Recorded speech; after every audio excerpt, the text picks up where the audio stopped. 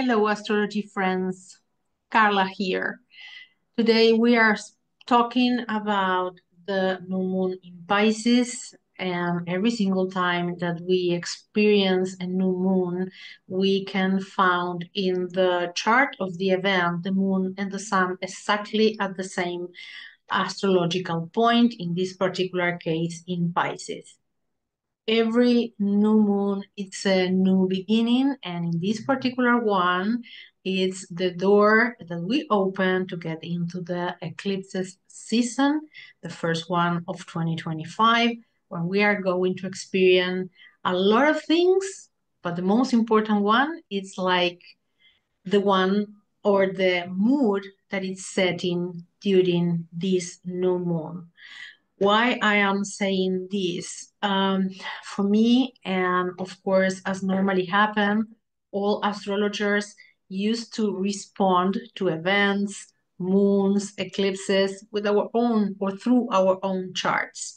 And in this particular case, as the ruler of this new moon are two, the old one that was always at the traditional astrology point of view, Jupiter, and then the new one that it's Neptune. We are going to experience the dialogue between Moon, Sun, and these two rulers. In particular, the ruler that coming stronger into the equation this time is Jupiter, that it's making in a square with the Sun and the Moon. And probably you are experiencing the same that I am experiencing now. This square between the moon, sun, and Jupiter direct again in Gemini made us all be super intoxicated of news, information. We are feeling overwhelming. We are so tired of so many people talking about the same. And actually, sometimes you can even have the sensation that you need and made a space to stop that noise that coming from the outside in order to get into the contact of this beautiful, inner, spiritual, highly sensitive world that Pisces offer to all of us.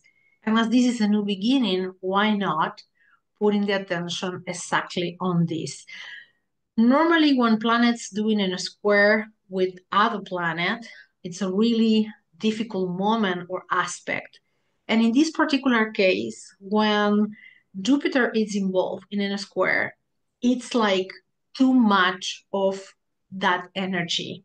That's the reason that I am explaining. Probably you are so tired about wherever is going on in your country, in the world, in your work, even in your relationships or family at this moment when something is coming over and over and over again, and you can actually navigate in different point of view that make extra noisy whatever is happening outside. So that's a particular reason because today I will be just choosing one point in this astrology layer about galactic astrology, and in particular dwarf planets, that it's one of the those layers that actually I enjoy it the most.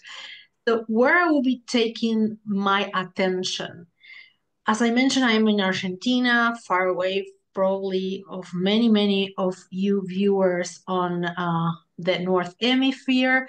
And just mention this because we astrologers never pay attention when we are taking a look on event charts like this one on the ascendant, because we know that that will change depending on the time, and probably you will be having one sign as a rising sign and I have a really completely different one. However, just because I am pretty much in alignment and felt really in a strong connection with Umea, I will be bringing and I will be showing you the Umea. It's right there at the rising sign of the event if I take in a look from my particular city, and at the same time, right up, it's the Shapley attractor. And this for me was the chance to say, okay, where I am now, and probably in some other places around the world, I will be inviting you to take a look at the rising sign because this was really particular. And for me, it's an alignment exactly at the energy that this moon is setting, where the moon is inviting us to go inwards and embrace all part of self. And at the same time, it's trying to let us know that this is a perfect moment to navigate into the deep waters of our divine cosmic mother, and at the same time trying to get into a point where we can clarify where are our dreams and if we are or not in alignment with them. And it's interesting because we have a lot of planets at this particular moment in time at the last degrees of Pisces. This will let us know that wherever was happening in the past few years in our Pisces house, in your particular chart, that is something that we are almost ready to graduate. We are almost ready to stop having this sensation that I don't know what's happening, I don't know what's going on, I'm confused. That can be one uh, energetical signature of Pisces, or we are almost ready to graduate into a new spiritual awakening and experience. We can probably are almost at the best point to graduate and develop a new gift in this spiritual world that can be a new way to experience life, a new way to connect with the divine, a new way to connect with life at the end of the day. For me, at least, life, it's a bridge. Every kind of connection that we have with nature, animals, life in all forms is the way that we connect or bridge with divine, cosmic father, mother, or however you call him in your particular belief system. This being said, this moon, it's at 9 degrees of Pisces. And many of the new moons or full moons of this year will be happening around or at 9 degrees. So something is going on almost at the end of the first uh, portion of Pisces energy. So for me, this is interpreted like we are almost ending some kind of karmatic circle, some kind of unconscious learning, because a lot of planets and the North Node are right there. And we are putting our attention in that part. And at the same time, as always happen, cycles are going in simultaneous in life. And we are almost ending one period. And at the same time, we are still connecting in a new way with something new that we must experience and learn from our Pisces energetic house in our particular chart too.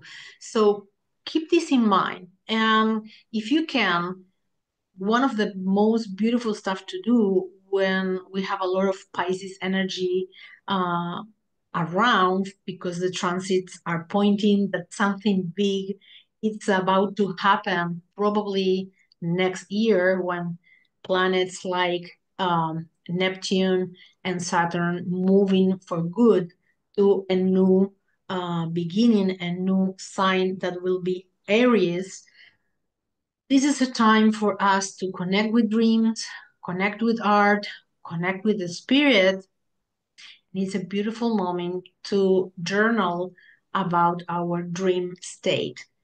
However, you waking up and you remember or you connect, write it down. There are probably beautiful, interesting pieces that in some moment in time will be having sense. Probably not now. Don't go into interpretations and a lot into your mind. It's more a moment to feel and let intuition and sense awaken in a way that you will be putting your mind, the ordinary mind, the one that it's a chat box, on a side and just connect with your sensations. It's quite interesting, and in my channel you have a short video about this.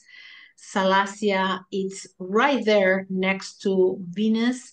Venus will be retrograde in a few days, and when retrograde will be coming back from Aries to the point that we'll be meeting again with the masculine counterpart of Salacia, that it's Neptune, and it's a ruler of this particular new moon. So keep this in mind. Something will be happening there. And interesting enough, the lovers on the sky that used to be Venus and Mars are having a square during this new moon. So you can have in mind that something is happening because of this new moon, Mars are direct again, thank God. And at the same time, Venus is ready to get into retrograde. So Venus will be start taking a look and our desires, taking a look if we are having a good salary, the one that we deserve or not, is rechecking stuff about self-care, self-love, auto-esteem. At the same time, it's taking a look how is going on and how we are handling our deepest and precious relationship with others. What is our love life? It's in alignment with us or not? Where we want to for next few days, where it's our desire, are in alignment or not with wherever Mars is ready now to go and get and make possible for us to conceive or to create. So all this mood is putting us in a place possible for us to navigate and go inwards because the dwarf planets are supporting us, those energies that coming from the divine perspective, from the feminine side, in order to us be reconnected with nature, beauty, and the higher octave of Neptune as Haumea it is. And I point in Haumea, as I mentioned, because it's right there in the rising sign next to the Chapley attractor in my particular case. So for me, this is a particular probably experience or learning process that I am going to get into. Chapley attractor, it's a really strong connection where it's attracting all the material that will be becoming in different galaxies, new stars, new planets, shaping in a way that energy and giving form. And every single time that show up and connecting with us, if it's near to personal planets or, for example, in points like are really structural points in our chart, like can be house 1, 4, 7, and 10. And in this case, is right there next to the rising sign, connecting with this sense that we are part of nature again. We are not more separated. And interesting enough, happening during the Pisces new moon, Pisces, it's a sign that make every limitation blur. So this is something that is quite interesting. Salacia was whispering or is whispering new perspective of higher love and this necessity to be in equals and in alignment with the contrapart, in this case, Neptune, the male side of the same energy. And in this particular case, the most important point that we are going to see holding a space at the same time for us to anchor this energy is Aldebaran, that is right there supporting or in alignment with Jupiter, that let us know that however is happening outside, we can put in a stop, we can put in a pause, and we will be able to bring into our bodies that is more important, that is our own inner sense of what is true and what is not for us. So I will be just sharing this perspective.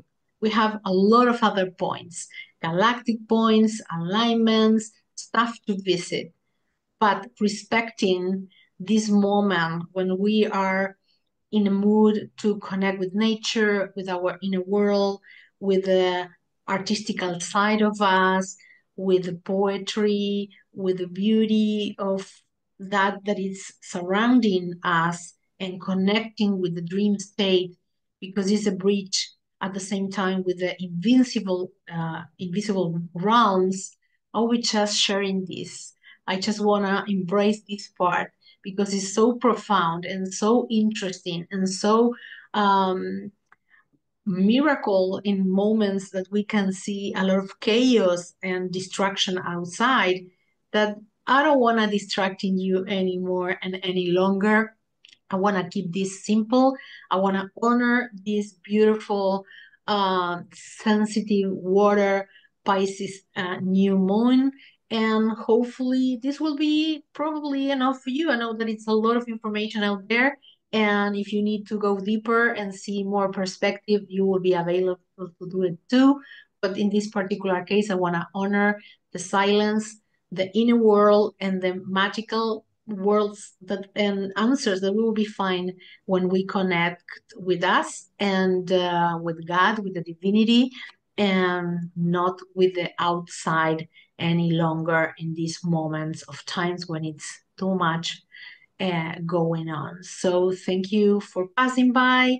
I will hopefully see you soon again in the next video. Bye bye for now.